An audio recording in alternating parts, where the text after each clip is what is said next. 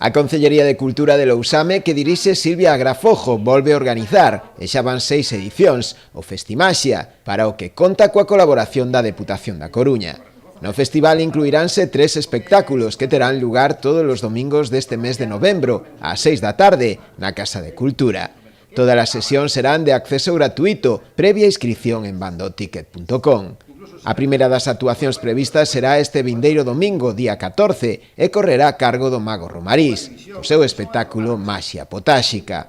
A maxia é o espectáculo, prácticamente por antonomasia, o espectáculo para o público familiar. Porque vale para todos, dende rapaces pequenos de 4, 5, 6 anos, ata rapaces de 90, e incluso máis.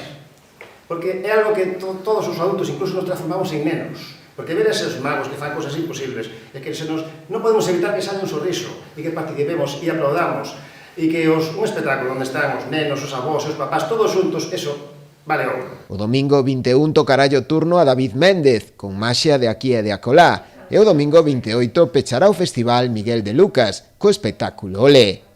Ao longo deste mes de novembro, a Casa de Cultura acollerá tamén unha exposición titulada As mulleres do mundo da maxia, coa que se pretende visualizar o papel das mulleres no mundo do ilusionismo. Tamén cabe destacar que ao longo do mes de novembro, aproveitando que temos o Festimaxia, vai haber unha exposición titulada As mulleres no mundo da maxia.